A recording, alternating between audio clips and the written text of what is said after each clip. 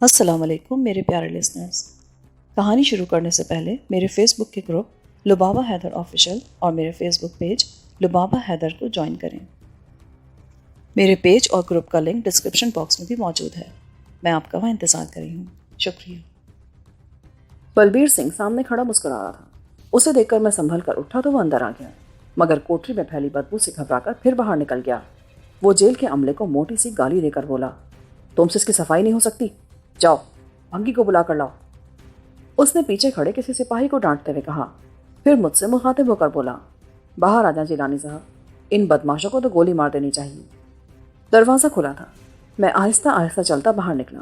سامنے کوئی 10 فٹ مربع کھلی جگہ تھی اور اس کی دیوار کے ساتھ ساتھ کسی قیدی نے اپنے ایام اسیری کے دوران وہاں بڑے قرینے سے پھول اگا رکھے تھے، مگر ان سے خدا سمجھے کہ انہوں نے مجھے اس صحن میں بھی نکلنے نہیں دیا. دھوپ کا رنگ میں نے اتنے دنوں بعد دیکھا کہ میری آنکھیں چندھیائی جاتی تھیں.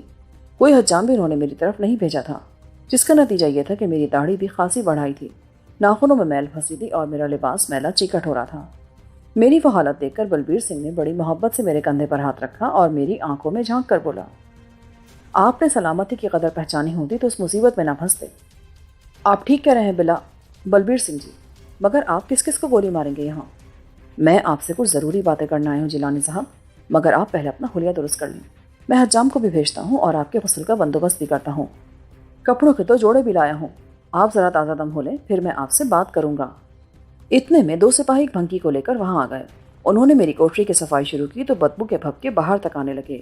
بلبیر نے ناک پر صاف ستھرا معطر رومال رکھا اور بولا، میں کوئی 1-1.5 گھنٹے بعد پھر آؤں گا، ابھی میں ادھر سپرنٹینڈنٹ کے پاس بیٹھتا ہوں. یہ کہہ کر وہ وہاں سے چلا گیا. سپاہیوں نے کوئی 15 منٹ بعد میرے لیے نہانے کا انتظام کر دیا. بلبیر سنگھ میرے استعمال کے لیے صابن، تیل، ٹوتھ پیسٹ، برش، خوشبو، بنیان اور 2 جوڑے کپڑوں کے لایا تھا. وہ مجھے غسل خانے جانے سے پہلے سپاہی نے لا دیے. حجام کوئی بہت ہی سمجھدار آدمی تھا. اس نے بڑے قرینے سے میرے بال کاٹے اور داڑھی بھی صاف کر دی. میں نے 1 گھنٹے بعد جب ان مراحل سے گزر کر خود پر نگاہ ڈالی تو خدا کا شکر ادا کیا کہ میں ابھی تک زندہ تھا اور کسی کو میرا خیال بھی تھا. بلبیر سنگھ کچھ ہی دیر بعد واپس آ گیا. اس نے اونچی دیوار کے سائے میں کمبل بچھایا اور میرے پاس بیٹھتے ہوئے اس نے جیب سے سگریٹ کے 2 پیکٹ اور ماچس کی ڈبیاں نکال کر مجھے دی. مجھے افسوس ہے کہ آپ کو سگریٹ بھی نہ مل سکے ہوں گے. ان کے لیے تو میں ترس ہی گیا تھا. آپ نے بڑی مہربانی کی سردار جی کہ میرے لیے اتنی تکلیف اٹھائی. نہیں جیلانی صاحب، ایسا نہ کہیں، یہ تو میرا فرض تھا. جب مجھے ادھر آنا ہی تھا تو میں یہ چیزیں کیوں نہ لاتا. اچانک اس نے محسوس کیا کہ صحن میں بیٹھنا مناسب نہیں ہوگا. وہ بولا، میرا خیال ہے ہم اندر جا کر بیٹھتے ہیں، ہماری باتیں کسی کے کان میں نہیں پڑنی چاہیے. یہ کہہ کر اس نے مجھے وہاں سے اٹھایا اور ہم دونوں کوٹری کے اندر جا بیٹھے. وہاں کی فضا اب صاف ہو چکی تھی. میں نے اب تک اپنی کسی بھی حرکت سے اس پر یہ بات ظاہر نہیں کی تھی کہ میں اسے پہچان چکا ہوں. چند لمحے پہلے میرے منہ سے بلال کا لفظ نکلتے نکلتے رہ گیا تھا. اگر میں اس کو بلال کہہ کر مخاطب کر بیٹھتا تو صورتحال بہت مختلف ہوتی. میرے دوست پیرزادہ کا کیا حال ہے؟ کچھ پتہ چلا آپ کو کہ اسے ان لوگوں نے کہاں رکھا ہے؟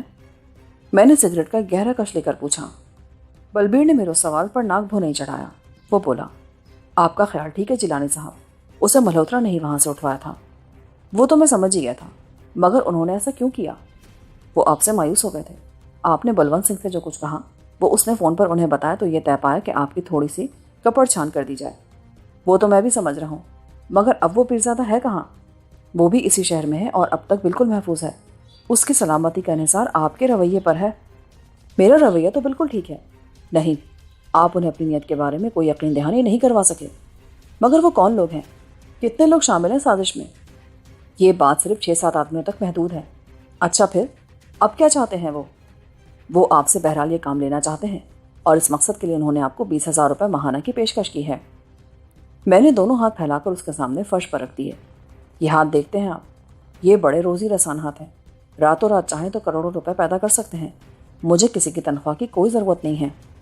بہرحال آپ کا انعام بہت بڑا ہے. جو عزت آپ کو یہاں ملے گی اس کا آپ تصور بھی نہیں کر سکتے. وہ سب تو ٹھیک ہے، میں نے ہاں بھی کر دی تھی. میں اپنے دوست آبی کی رہائی اور اپنی باعزت وطن واپسی کے لیے یہ کام کر دوں گا. چند ایک آدمیوں کو صاف کرنا کچھ مشکل نہیں ہوگا، مگر اس سے آگے میں نہیں جا سکتا. اس کام کے مکمل ہو جانے کے بعد وہ بھول جائیں کہ جیلانی بھی کوئی تھا. اس بات پر بھی غور ہو چکا ہے. میرا خیال ہے آپ کو ہمیشہ کے لیے ادھر منتقل ہونا پڑے گا. یہ تو زیادتی کی بات ہے. کوئی زیادتی نہیں ہے. یہ آپ کو معلوم نہیں کہ وہ آپ کی وفاداریاں خریدنے کے لیے کیا کچھ کر چکے ہیں. کیا مطلب؟ مطلب یہ ہے جیلانی صاحب کہ وہ آپ کی بہن آسیہ کو پاکستان سے اغوا کر کے یہاں لا چکے ہیں. اس کی یہ بات سن کر میں پاگل ہو گیا۔ میں نے اس کو دونوں کندھوں سے پکڑ کر جھنجھوڑ ڈالا۔ یہ کیا کہہ رہے ہو بلبیر سنگھ؟ میں اس شہر کی اینٹ سے اینٹ بجا دوں گا، ان کی یہ جرت! وہ میری کیفیت دیکھ کر ذرا نہیں گھبرایا، البتہ پستول کے دستے پر اس نے اپنا ہاتھ رکھ لیا۔ وہ مسکراتے ہوئے بولا، یہ قدم آپ کے حق میں جاتا ہے جیلانی صاحب، انہوں نے آپ کے معاملے پر بہت محنت کی ہے۔ مگر وہ تو بیمار تھی، بستر مرگ پر پڑی تھی وہ۔ نہیں، اب اس کی حالت بہت بہتر ہے، وہ شہر کے سب سے اچھے اسپتال میں وہاں کے بہترین ڈاکٹرز کی نگرانی میں ہے۔ یہ سب کچھ میرے لیے حیرت انگیز ہے۔ انہیں میری بہن کا پتہ کس نے بتایا؟ اس کے ٹھکانے کا علم تو مجھے بھی نہیں تھا۔ میں نے کہا نا کہ ان کے ہاتھ بہت لمبے ہیں، اور ان لمبے ہاتھوں کے خونی پنجے کی تیز نوکیلی انگلی تم بھی بن چکے ہو بلال آغا۔ تم نے خود کو بیچ ڈالا ذلیل۔ میں نے اپنے وجود کی ساری نفرت ان لفظوں میں سمو دی۔ وہ ایک لہجے کے لیے منجمد ہو کر رہ گیا۔ اس کا رنگ پیلا پڑ گیا۔ وہ چند لمحوں تک ٹکٹکی باندھ کر مجھے دیکھتے ہوئے موٹی سی گالی دے کر دبی زبان میں بولا، بدماش، میں بھی تجھے پہچان گیا تھا پہلے ہی دن، اور اسی لیے تیرے پاس آیا ہوں۔ اس نے فوراً اعتراف کر لیا۔ مگر تو یہاں کیا کر رہا خجانی؟ میں نے سرگوشی میں کہا، دیکھ، تو مجھے پھر کبھی اس نام سے نہیں پکارے گا، یہ پہلا اور ضروری سبق ہے۔ ہاں، تو ٹھیک کہتا ہے، مگر تو ان کے پاس کیا کر رہا ہے اس کفر گڑھ میں؟ میں بھی سرکاری ڈیوٹی پر ہوں، مجھے خاص مقصد کے لیے یہاں بھیجا کیا تھا، اور میں چاہتا ہوں کہ تو ان کے بتائے ہوئے راستے پر چل کر فوراً پاکستان چلا جا، اور ان لوگوں کو خبردار کرنے کے علاوہ ان کی حفاظت کا انتظام بھی کر۔ مگر یار، تم مجھے کیا سمجھتے ہو؟ میں کہاں کا افلاطون ہوں؟ یہ سوال مجھے حیران کرتا ہے۔ ان کی نظر انتخاب تم ہی پر پڑی ہے، پتہ نہیں کیوں انہیں یہ توقع ہے کہ تم ان کے بہت کام آ سکتے ہو۔ مگر میں اپنے وطن سے غداری نہیں کر سکتا۔ مجھے پتہ ہے، مگر مصلحتاً تو تمہیں ان کی ہاں میں ہاں ملانی ہی ہوگی۔ اور جو تم کہتے ہو کہ وہ آسیہ کو لوگ یہاں لا چکے ہیں، تو وہ بات صحیح نہیں، مگر وہ اس تک پہنچ چکے ہیں۔ جبھی تو میں نے کبیر شاہ کا نام لیا تھا، اس ایس ایچ او کا۔ یہ کرنا کیا چاہتے ہیں سردار جی؟ مجھے سب کچھ معلوم ہے، اور ہم ان کو ایسی پٹخنی دیں گے کہ یہ دیکھتے رہ جائیں گے۔ مگر تم کیسے ان کے درمیان رہ کر اپنی شناخت چھپا سکے ہو؟ یہی تو میرا کمال ہے، مجھے بھی انہوں نے اسی طرح پھانسا تھا، پھر میں نے ان کے درمیان رہ کر اپنے ملک کی خدمت شروع کر دی۔ بہرحال یہ باتیں پھر کبھی ہوں گی، میں تمہیں آج سے پہر کو یہاں سے نکال لوں گا۔ جو کچھ وہ کہیں اس کے مطابق عمل کرو اور فوراً پاکستان پہنچ جاؤ۔ فرض کرو میں لوگوں کو خبردار کر دیتا ہوں، تو پھر کیا ہوگا؟ انہیں تو ہم بچا لیں گے، مگر یہ ہمیں چین نہیں لینے دیں گے۔ یہ خطرہ تو ہے، مگر اپنی جان سے زیادہ ہمیں ان کی فکر ہے جو بے خبر ہیں۔ ان کے لیے تمہیں مرنا بھی پڑے تو یہ سودا مہنگا نہیں ہے۔ مگر میں آسیہ کو کوئی نقصان پہنچتے نہیں دیکھ سکتا۔ وہ عورت ہے، اسے کسی محفوظ جگہ پر چار دیواری میں ڈال دو تو یہ وہاں تک کبھی نہیں پہنچ سکیں گے۔ مشکل ہے، میں اس سے ملوں گا تو یہ میرے حوالے سے وہاں تک جا پہنچیں گے۔ پریشان مت ہو، میں کوئی راستہ نکال لوں گا۔ جیسے تمہاری مرضی، میری سمجھ میں تو یہ گورکھ دھندا آ ہی نہیں رہا۔ جو بھی آدمی ملے اس کے سامنے اپنے لوگوں کو خوب گالیاں دو تاکہ یہ تمہیں اپنا ہی آدمی سمجھیں۔ ہاں، یہ تو کرنا ہی ہوگا، مگر میں اپنے دوست کے بارے میں کیا کروں؟ اسے یہ لوگ یہاں سے تھوڑی دور ادھر حوالات پہ بند کر چکے ہیں، شریف پورہ تھانے میں۔ بہرحال میں کوشش کروں گا کہ اسے بھی یہ لوگ تمہارے ساتھ بھیج دیں۔ مشکل ہے، اسے تو یہ لوگ یرغمال بنا کر رکھیں گے، اور میری بہن کو بھی۔ آثار تو یہی نظر آتے ہیں، مگر انہیں کوئی بات مت سمجھاؤ، تمہارے لیے بہتر یہی ہے، ورنہ یہ تمہیں ادھر جیل میں سڑا دیں گے۔ اس ساری سازش کا سربراہ کون ہے؟ اس سے تمہاری آج ملاقات ہوگی۔ دراصل یہ سارا منصوبہ یہاں کی ایک کٹر دہشت پسند مسلم آزاد پارٹی نے بنایا ہے۔ وہ نہیں چاہتے کہ پاکستان میں کبھی صحیح قسم کے لوگ سامنے آ سکیں۔ گویا اس میں حکومت کا کوئی ہاتھ نہیں ہے۔ نہیں، مگر یہ پولیس والے، یہ کیا ڈرامہ کھیل رہے ہیں؟ اس کام میں سب کا ہاتھ نہیں ہے، چند لوگ ہیں جو پارٹی کے خفیہ رکن ہیں اور حکومت کو کچھ بتائے بغیر اپنا منصوبہ چلا رہے ہیں۔ درپردہ انہیں حکومت کی حمایت تو حاصل ہوگی۔ نہیں، حکومت کو کچھ خبر نہیں ہے، اور اگر خبر مل بھی گئی تو وہ کسی کے خلاف کوئی کارروائی بھی شاید ہی کرے۔ تم ٹھیک کہتے ہو یار۔ بہرحال اس صحرا میں تمہاری ذات میرے لیے نخلستان ثابت ہوئی ہے۔ میں یہاں سے رہائی کا منتظر ہوں۔ تم 4 بجے تیار رہنا، میں سپاہیوں کو بھیج دوں گا۔ یہ کہہ کر بلبیر اٹھا اور مجھ سے ہاتھ ملا کر بڑے اطمینان سے باہر نکل گیا۔ میرا وطن واپس جانا بے حد ضروری ہو گیا تھا۔ مجھے آسیہ کی سلامتی خطرے میں نظر آتی تھی۔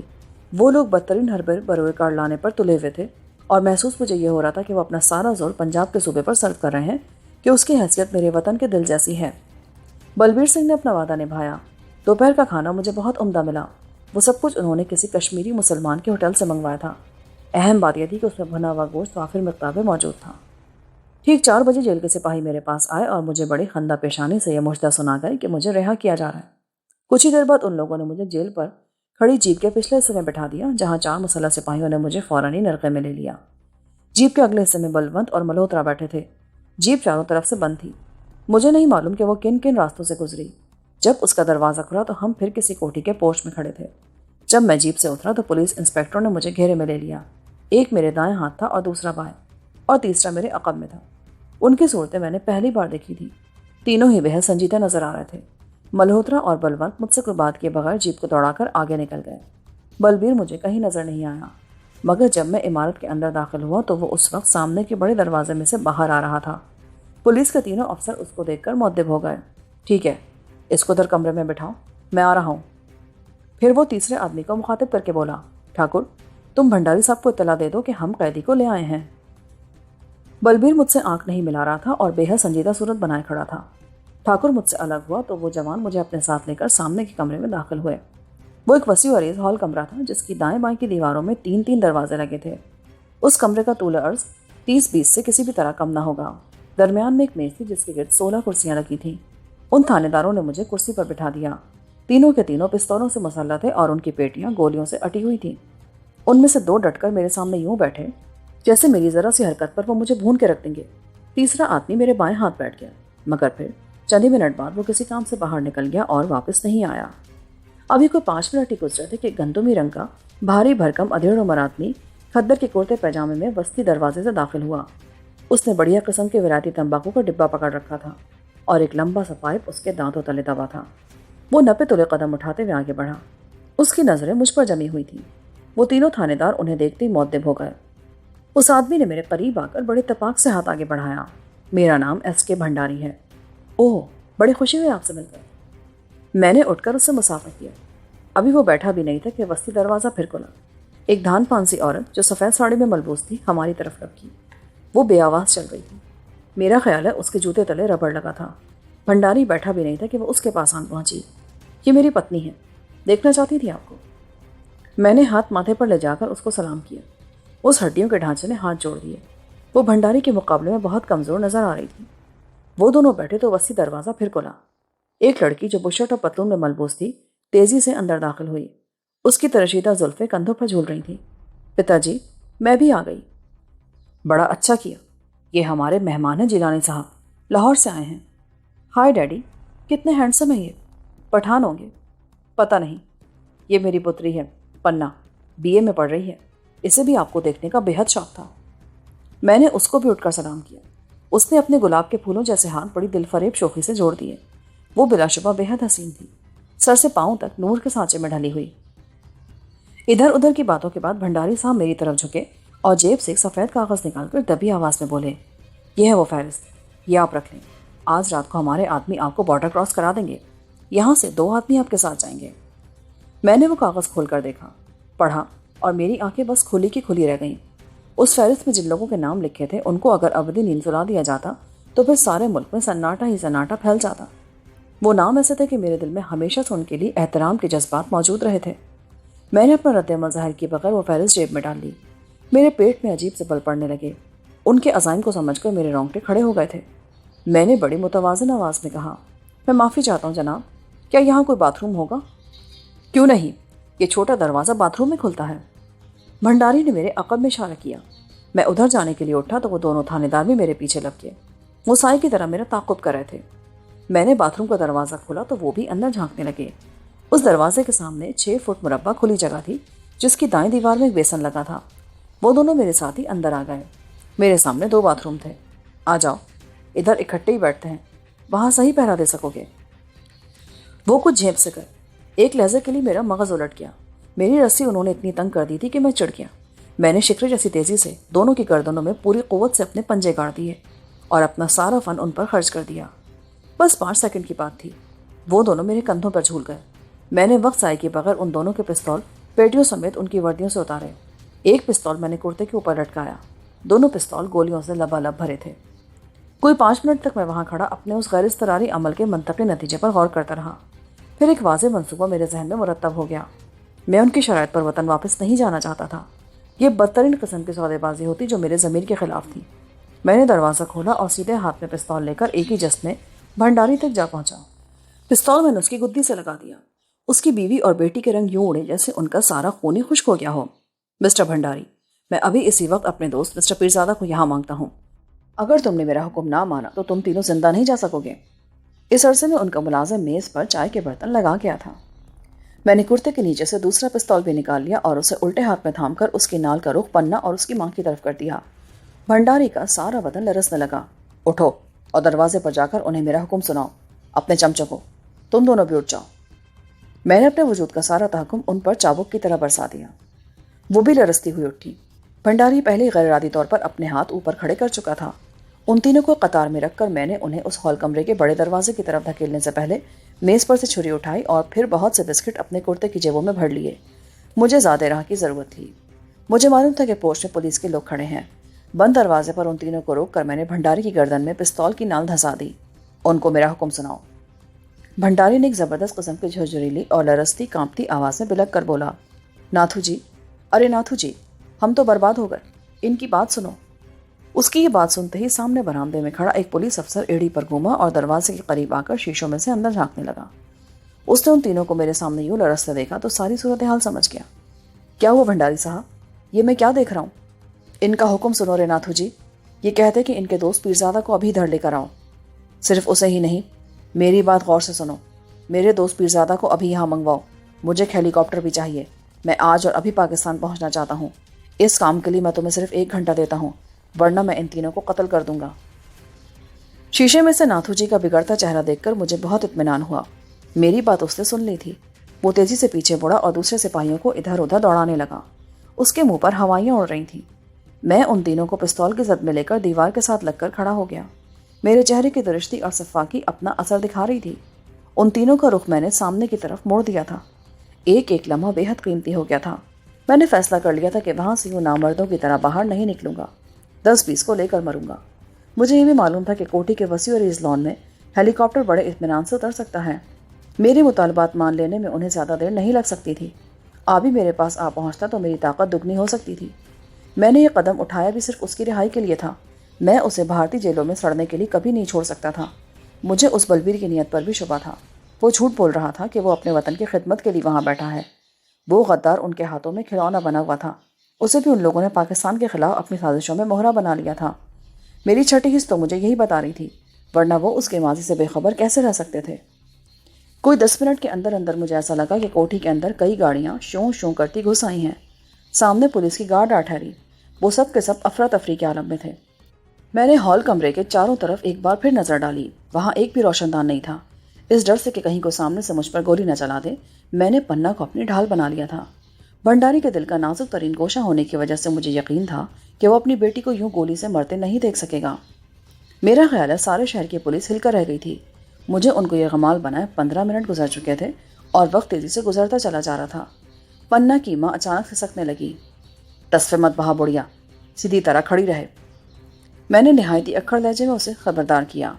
وہ سہم کر ایک دم تن کر کھڑی ہو گئی. اس لمحے پننا کے بے قرار ہاتھ اس کے پہلوؤں سے جھول کر کچھ اس انداز سے میری طرف بڑھے کہ میں اس کی نیت کو فوراً سمجھ گیا. میں نے بائیں ہاتھ کی کوہنی اس کی کمر میں دے ماری. ذلیل بدماش, سیدھی کھڑی رہے. کوہنی کی ضرب کچھ ایسی گہری لگی کہ وہ درد سے نڈھال ہو کر دوہری ہونے لگی. میں نے اسے بالوں سے پکڑ کر کھینچ کر سیدھا کیا اور ذرا فاصلے پر رکھ کر پستول پھر اس کی پسلی سے لگا دیا. اچانک دروازے پر 2 باوردی پولیس افسر آ دھمکے. میں شیشے میں سے ان کی شکلیں دیکھ رہا تھا. وہ بہت تیش میں تھے. ایک نے مجھے للکار کر کہا, میں تمہیں 5 منٹ دے رہا ہوں. ان کو چھوڑ کر الگ ہو جاؤ ورنہ ہم تمہیں مار دیں گے. میں مرنے سے نہیں ڈرتا. میرے دوست کو دھڑ لاؤ ورنہ یہاں بڑا خونی ڈرامہ ہوگا. میری شرطیں 1 گھنٹے کے اندر اندر پورے کر دو. 17 منٹ گزر چکے ہیں. کیا چاہتے ہو تم؟ پہلے اپنے دوست کی رہائی, ایک ہیلی کاپٹر اور پاکستان تک بلا رکاوٹ سفر کی سہولت. وہ دانت پیستا ہوا پیچھے ہٹا اور پوچھ میں جا ٹھہرا. وہاں 5-6 افسر اور بھی موجود تھے. وہ کچھ دیر تک آپس میں خسر پھسر کرتے رہے اور پھر ادھر ادھر بکھر گئے. میں نے بھنڈاری کو دائیں ہاتھ کے پستول کی زد میں لے رکھا تھا. پننا میرے سامنے تھی اور اس کی ماں اس کے آگے تھی. ان تینوں کی حالت دم بدم غیر ہوتی جا رہی تھی. وہ اذیت ان کے لیے ناقابل برداشت تھی اور میں یہی چاہتا تھا. ان کی بنیادیں متزلزل کر دینے سے ہی میں اپنی باتیں منوا سکتا تھا. کوئی 10 منٹ اور گزر گئے. ان کو گولی کی زد میں لیے 27 منٹ ہو چکے تھے کہ اچانک مجھے شیشے کی راہ سے برآمدے میں 4 سپاہی نظر آئے. ان کے درمیان میرا جگری یار آ بھی چل رہا تھا. اس کے بال بکھرے ہوئے تھے اور معلوم یہ ہوتا تھا کہ اس کا چہرہ بہت اترا ہوا ہے. آنکھیں سوجی سوجی نظر آتی تھیں اور اس کا لباس بے حد میلا ہو چکا تھا. اس کے چہرے پر بشاشت نام کی کوئی شے نظر نہیں آتی تھی۔ برآمدے میں آ کر سپاہی دروازے سے چند قدم دور رک گئے۔ انہوں نے آبی کی ہتھکڑی میرے سامنے کھولی اور اسے آگے بڑھنے کا اشارہ کیا۔ آبی بہت پریشان دکھائی دے رہا تھا۔ داڑھی بھی اس نے کئی دنوں سے نہیں مونڈی تھی۔ وہ سہما سہما سے دروازے کی طرف بڑھا تو میں ذرا سا آگے سرک گیا۔ ان تینوں کو بھی میں نے آگے دھکیل دیا۔ آبی نے بڑے ہی غیر یقینی انداز سے کواڑ کھولا تو میں نے بلند آواز سے کہا، بے فکر ہو کر اندر آ جاؤ پیرزادہ۔ میری آواز سنتے ہی اس کی جان میں جان آئی۔ وہ کوک بھرے کھلونے کی طرح اندر داخل ہوا۔ چٹخنی چڑھا کر ادھر آ جاؤ۔ اس نے فوراً ہی دروازے کے اوپر سے نیچے چٹخنیاں لگا دی اور کچھ گھبرائے ہوئے انداز سے ان تینوں کو دیکھتا ہوا میرے پاس آن ٹھہرا اور دیوار کے ساتھ پشت لگا کر کھڑا ہو گیا۔ میں نے غیر محسوس طریقے سے ایک پستول اس کے ہاتھ میں تھما دیا۔ اس طرح کے پنہ کی پسلی سے لگی نال ایک لہجے کے لیے بھی پیچھے نہیں ہٹی۔ ان سے ملو، یہ بھنڈاری صاحب ہیں، ایس کے بھنڈاری، اور یہ ان کی پتنی مسز بھنڈاری، اور یہ ان کی بیٹی پنہ، یہ بھی زیر تعمیر ہے۔ زیر تعمیر؟ ہاں، عمر ان کی بہت کم ہے، یہی کو 16-17 برس، اسی لیے کہتا ہوں بھی زیر تعمیر ہے اور زیر تعلیم بھی۔ یہ کیا چکر ہے یار؟ آبی نے سرگوشی کی۔ تمہیں نہیں پتا، سیدھے کھڑے رہو، تیرا مار کھانے کو دل چاہتا ہے کیا؟ میں نے بھنڈاری کو خبردار کیا۔ وہ بایاں ہاتھ نیچے لے آیا تھا۔ ہاتھ اوپر رکھ ورنہ میں تیرا نام و نشان مٹا دوں گا۔ میری آواز سن کر وہ لرز کر سیدھا ہو گیا۔ تم کام کیا کرتے ہو بھنڈاری؟ میں پارٹی کی صوبائی شاخ کا صدر ہوں۔ وہ بجھی ہوئی آواز میں بولا۔ کس پارٹی کا؟ RSS۔ دھندا کیا کرتے ہو؟ سیمنٹ کا ایک کارخانہ ہے اور ایک بوتل سازی کا۔ سن لیا تم نے پیرزادہ بھائی، تیری رہائی کے لیے میں نے ان کو یرغمال بنا لیا ہے۔ تو پھر چل، نکل چلے یہاں سے۔ میں نے ہیلی کاپٹر مانگا ہے ان سے۔ یہ تو تم نے بہت اچھا کیا، یہ جوتوں کے یار ہیں، شرافت کی زبان نہیں سمجھتے۔ آبی نے خوش ہو کر کہا اور میرے کرتے کے سامنے کی جیب میں سے سگریٹ نکال کر سلگانے لگا۔ کوئی 10 منٹ اور گزر گئے۔ کوٹھی کے چاروں طرف پولیس کے سپاہی افراتفری میں بھاگ رہے تھے۔ اچانک سامنے کے دروازے کا شیشہ چھن سے ٹوٹا اور ایک گولا سا کمرے میں آ گرا۔ اس میں سے بڑا کثیف سا دھواں نکل رہا تھا۔ دیکھتے ہی دیکھتے ایک اور گولا اندر آ پھٹا، اس میں سے بھی دھواں اٹھ رہا تھا۔ وہ دھواں تیزی سے کمرے میں پھیلنے لگا تو میں نے محسوس کیا کہ ہمیں وہاں چند ساتوں بعد سانس لینا بھی مشکل ہو جائے گا۔ چلو اے بدماشوں، اس دروازے میں جا گھسو۔ آبی نے پنہ اور اس کی ماں کو دھکا دے کر آگے بڑھایا اور میں بھنڈاری کو دھکیلتا ہوا قریب ترین دروازے میں جا گھسا۔ وہ کمرہ کسی خاتون کی خواب کا تھا۔ اس کا دروازہ اندر سے مقفل کر کے ہم نے ان تینوں کو پلنگ پر بٹھا دیا۔ آبی نے پولیس کو ایک بڑی گندی گالی دی اور کرسی کھینچ کر ان کے سامنے بیٹھ گیا۔ دوسری کرسی میں نے لی۔ بھنڈاری، اس کھڑکی سے انہیں کہہ دے کہ وہ ہمیں ہیلی کاپٹر منگوا دیں، ورنہ تم تینوں کی خیر نہیں۔ اپنی فاتحہ تو ہم پڑھ ہی چکے ہیں۔ اتنا کہہ کر میں نے اس کو خوفزدہ کرنے کے لیے اس کے منہ پر الٹے ہاتھ کا جھاپڑ دے مارا۔ وہ تیورا کر بائیں ہاتھ گرا تو اس کی بیٹی گھگیانے لگی۔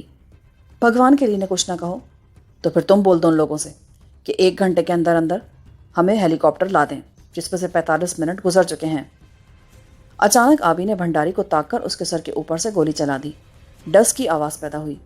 بھنڈاری تڑپ کر بستر پر اوندھا ہو گیا۔ اٹھ جاؤ مکار بڈھے۔ آبی نے اس ڈرامے میں اپنا پارٹ ادا کرنا شروع کر دیا۔ بھنڈاری لرزتا ہوا اٹھ بیٹھا۔ اچانک اس کمرے کی کھڑکی پر برآمدے کی طرف سے 2 پولیس افسر آ ٹھہرے۔ ایک چیخا، بھنڈاری صاحب، ہمیں بچا لو ناتھو جی، بھگوان کے لیے ان کو جو چاہتے ہیں وہ دے دو، دیر نہ کرو ناتھو جی۔ بھنڈاری نے کھڑکی کی طرف بھاگتے ہوئے کہا۔ میں نے اٹھ کر اس کی پسلی کے ساتھ پستول لگا دیا۔ کھڑکی کی جالی میں سے باہر سے ناتھو کو بھنڈاری کی صورت نظر نہیں آ رہی تھی۔ بھنڈاری کی اولاد، پیچھے ہٹ جا، ادھر جا کر بیٹھ جا، میں نے بلند آواز سے کہا تاکہ ناتھو بھی سن لے۔ ناتھو سامنے ہی کھڑا تھا۔ وہ دانت پیستے ہوئے بولا، ان کو ذلیل نہ کر جیلانی، ورنہ میں تیرا خون پی جاؤں گا۔ خون سے پہلے میں تجھ کو کچھ اور نہ پلاؤں؟ تیرے دھرم میں تو جائز ہے نا وہ چیز، کیا خیال ہے؟ اس نے مجھے موٹی سی گالی دی جس کا میں نے ترکی بدرکی جواب دیا۔ سن ناتھو، میں ان کو پاکستان پہنچ کر رہا کروں گا اور یہ ہیلی کاپٹر میں واپس آ جائیں گے، یہ میں تجھے یقین دلاتا ہوں۔ اتنے میں مجھے کسی ہیلی کاپٹر کی آواز بہت قریب سے سنائی دی۔ ناتھو بولا، تمہاری شرط مان لی گئی ہے، بھنڈاری صاحب کو کوئی نقصان نہیں پہنچنا چاہیے، بے فکر رہو، ہیلی کاپٹر میں پائلٹ کے سوا اور کوئی آدمی موجود نہیں ہونا چاہیے۔ ایسا ہی ہوگا، ناتھو نے بڑے مایوس لہجے میں کہا۔ تم نے پھر یہ دھواں پیدا کرنے کی کوشش کی تو میں پہلی گولی اس بھنڈاری کو دے ماروں گا۔ تو بہت رذیل آدمی ہے، شرافت تجھے چھو کر بھی نہیں گزری۔ ناتھو نے غصے سے کہا، سنو کسی شریف خان بٹالوی کی اولاد، پولیس کا کوئی آدمی ہمیں نظر نہیں آنا چاہیے۔ ایسا ہی ہوگا۔ ناتھو ابھی تک سامنے کھڑا تھا اور دھیان اس کا ہیلی کاپٹر کی طرف لگا تھا۔ کوئی 5 منٹ بعد ناتھو کو دور سے کسی نے اشارہ کیا اور وہ ادھر جانے لگا تو میں نے کہا، یہ ہیلی کاپٹر کس کا ہے ناتھو جی؟ یہ سول ایویشن والوں کا ہے۔ تو پھر جلدی کرو، ہیلی کاپٹر کو سامنے لان پر لے آؤ، وہ کھلی جگہ پر کھڑا ہے، تم باہر آ جاؤ۔ اب کی بار ناتھو نے اپنے لہجے کو پرسکون بناتے ہوئے کہا۔ خوابگاہ کا ایک دروازہ برآمدے میں کھلتا تھا۔ میں نے آبی سے کہا کہ وہ دونوں عورتوں کو لے کر باہر نکلے۔ آبی ان کو جانوروں کی طرح آگے ہنکا گیا۔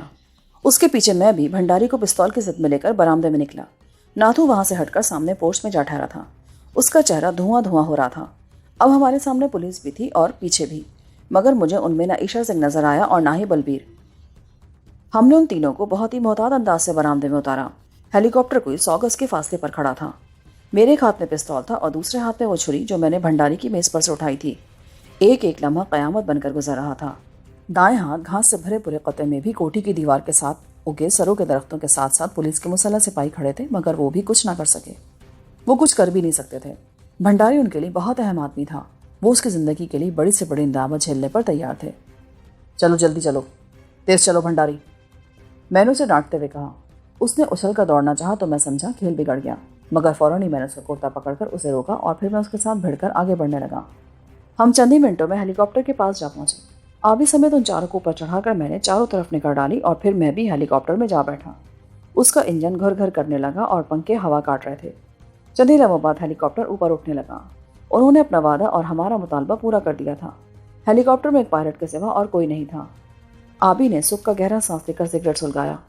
بھنڈاری جی آنند سے بیٹھیں، اب فکر کی کوئی بات نہیں، اور تو بھی خوش ہو جا مس انڈیا، ساری فکریں دور کر دے۔ آبی نے اپنے پستول کا رخ پائلٹ کی طرف پھیر لیے۔ بھنڈاری صاحب بہت اچھے آدمی ہیں پیرزادہ جی، کہتے ہیں کہ میں مسلمان ہونا چاہتا ہوں۔ میں نے چٹکی لی۔ بھنڈاری کا چہرہ غصے سے تمتما اٹھا، مگر وہ منہ سے کچھ نہ بولا۔ ہیلی کاپٹر امرتسر کے اوپر سے اڑتا ہوا جنوب کی طرف بڑھنے لگا۔ سمتوں کا اندازہ نہ مجھے تھا نہ آبی کو۔ ہمیں کیا پتا کہ ہوائی سفر کے دوران کس طرف سے جایا جائے تو کیا ہوتا ہے۔ ہم سمجھتے تھے کہ ہیلی کاپٹر واقعہ کی طرف جا رہا ہے۔ طے ہم نے یہ کیا تھا کہ کسی ویران جگہ پر ہیلی کاپٹر کو نیچے اتار کر ہم کسی طرف نکل جائیں گے، اور یہی سب سے اچھی بات تھی۔ اچانک آبی بولا، اوے پائلٹ بھائی، آپ نے پاکستانی حکام کو تو باخبر کر دیا ہوگا؟ نہیں، انہیں کچھ علم نہیں ہے۔ آپ کا شبھ نام؟ سرمندر بھاٹیا۔ کیا حکم ملا آپ کو؟ یہی کہ میں آپ کو پاکستان کے علاقے میں کسی جگہ اتار کر بھنڈاری اینڈ فیملی کو واپس لے آؤں۔ یہی طے پایا ہے نا آپ کے درمیان؟ ہاں۔ اب آپ ہمیں کہاں اتاریں گے؟ دیکھیں، میں آپ کو ادھر سرحد پر کسی جگہ اتار دوں گا۔ ادھر آبادی نہیں ہے، اور ایسا راستہ مجھے معلوم ہے جہاں رینجرز بھی زیادہ نہیں گھومتے۔ سیدھا پاکستان میں جا گھسا تو وہ آپ کو بھی پکڑ لیں گے اور مجھے بھی۔ آبی بولا، آپ کو بھی وہ ضرور پکڑیں گے اور پھر چھوڑ بھی دیں گے، کیونکہ آپ مجبوراً آئے ہیں۔ اس سے بہتر ہے کہ میں اپنی سرحد کے اندر کسی پاکستانی گاؤں کے سامنے آپ کو اتار دوں۔ پائلٹ اچھا آدمی تھا اور اسے ہم سے کوئی ضد نہ تھی، مگر وہ اتنا سنجیدہ تھا کہ یوں لگتا تھا جیسے وہ ابھی رو دے گا۔ ہیلی کاپٹر کا سفر جاری تھا اور وہ ابھی تک بھارتی علاقے میں اڑ رہا تھا۔ میں نے گھڑی پر نگاہ ڈالی تو 20 منٹ گزر چکے تھے۔ اور کتنی دور جانا ہوگا؟ آبی نے بے چین ہو کر پوچھا۔ ابھی کوئی آدھے گھنٹے کا سفر باقی ہے۔ یاروں، یہ جو آج میں آپ کے سامنے اپنے غموں کی پوٹ کھول کر بیٹھا ہوں اور آپ کو بھی اپنے ساتھ رلا رہا ہوں، تو اس سارے اذیتناک سلسلے میں کچھ میری نادانیوں ہی کو دخل نہیں، بلکہ میں یہ محسوس کرتا ہوں جس طرح حسین عورت کو دیکھ کر ہر ایک کی رال ٹپکنے لگتی ہے، بالکل اسی طرح کسی بڑے مجرم کے چلتے سکے سے متاثر ہو کر غرض مند لوگ اسے اپنے جال میں پھنسانے کی کوشش میں مصروف ہو جاتے ہیں۔ سرحد کے اس پار جا کر میں نے یہی نتیجہ خاص کیا۔ مجھے دیکھ کر میری کارگزاری کا احوال اپنے ذرائع سے معلوم کر کے انہوں نے مجھے ایک ایسی مہم پر بھیجنا چاہا جس میں اگر میں ان کے اشاروں پر عمل کرتا و آگے بڑھتا تو خدا جانے میرے وطن کی صورت کیا سے کیا ہو جاتی۔ انتخابات کی اہمیت کو میں سمجھ چکا تھا۔ مجھ سے جا بجا میرے اپنے لوگ ہی کئی غلط کام کروا چکے تھے، مگر ادھر امرتسر میں بیٹھے ہمارے ان سجنوں کی نگاہیں بھی ادھر ہی لگی ہوئی تھیں، اور وہ اس سلسلے میں میرے کندھے پر بندوق رکھ کر مجھے بدترین قسم کی غداری پر آمادہ کر رہے تھے۔ بھاٹیا کی نیت مجھے ٹھیک معلوم نہیں ہوتی تھی۔ اس نے ہیلی کاپٹر کا کوئی واضح رخ ابھی تک متعین نہیں کیا تھا۔ اس کے چہرے پر جمی سنجیدگی مجھے یہ احساس دلاتی تھی کہ وہ ہمیں کسی ایسی جگہ پر مارے گا جہاں ہمیں پانی بھی نہ مل سکے۔ وہ کسی بھی لمحے ہمیں کسی بہت ہی خوفناک صورتحال سے دوچار کر سکتا تھا۔ اگر وہ اپنے منصوبے میں کامیاب ہو جاتا تو ہم بے موت ہی مارے جاتے، کیونکہ ہم ابھی تک بھارتی سرحد میں ہی ٹامک ٹوئیاں مار رہے تھے۔ اس کی نیت کے فطور کو سمجھتے ہوئے میں نے فیصلہ کن لہجے میں کہا، آبی، اسے کہو یہ ہمیں سیدھا لاہور لے چلے۔ یہ کیا کہتے ہو یار؟ مصیبت کو خواہ نہ بڑھاؤ، وہ ہمیں فوراً گولی مار دیں گے۔ ایسا نہیں ہوگا، تم ادھر ہی چلو بھاٹیا، ہمیں چکر مت دو، سیدھے لاہور چلو۔ میں نے ساری صورتحال پر غور کرتے ہوئے کہا۔ بھاٹیا کا منہ بگڑنے لگا، وہ کوئی اور ہی منصوبہ بنائے بیٹھا تھا۔ اس نے ہیلی کاپٹر کا رخ لاہور کی طرف موڑ دیا اور پھر جب وہ اپنی سرحد سے آگے نکلا تو اس نے وائرلیس پر لاہور ایئرپورٹ سے رابطہ قائم کر لیا۔ کسی نے دوسری طرف سے اسے خبردار کیا تو وہ بولا، میں انڈین سول ایویشن کا پائلٹ سریندر بھاٹیا ہوں۔ 2 پاکستانی مجرم زبردستی ہمارے 3 آدمیوں کو اغوا کر کے میرے ہیلی کاپٹر میں لاہور آ رہے ہیں۔ ایک مجرم کا نام، بکواس بند کرو، میں نے چیخ کر کہا اور اٹھ کر ریسیور پر ہاتھ رکھ دیا۔ وہ ان لوگوں کو ہمارے نام بتا کر ہمیں مصیبت میں پھنسانا چاہتا تھا۔ ان سے کہو کہ وہ لاہور ایئرپورٹ پر اتریں گے اور اپنی مرضی کے آدمی سے بات کریں گے۔ بھاٹیا نے میری بات دہرا دی۔ ہیلو، میری بات سن رہے ہیں؟ دہشت گردوں کا مطالبہ ہے کہ وہ لاہور میں اپنے من پسند آدمی سے بات کریں گے۔ میں نے پھر ریسیور پر ہاتھ رکھ دیا۔ ان سے کہو کہ ان کے پاس کچھ اہم معلومات ہیں جو وہ حکام تک پہنچانا چاہتے ہیں۔ کیا کرتے ہو جیلانی؟ انہیں اپنے پتے ابھی مت دکھاؤ، ہیلی کاپٹر کو وہاں اترنے دو۔ ٹھیک ہے بھاٹیا، انہیں کچھ اور بتانے کی ضرورت نہیں۔ ان سے کہہ دو کہ وہ ہمارے بارے میں کچھ جاننا چاہیں تو امرتسر پولیس سے فون پر بات کریں۔ بھاٹیا نے میری بات دہرا دی۔ کچھ ہی دیر بعد اس نے اپنا ہیلی کاپٹر لاہور ایئرپورٹ کے ایک ویران کونے میں اتار دیا۔ ہم ہوائی اڈے کی بھیڑ سے بہت دور تھے اور ہماری پولیس کے شارپ شوٹر ہمیں چاروں طرف سے گھیرے میں لے چکے تھے۔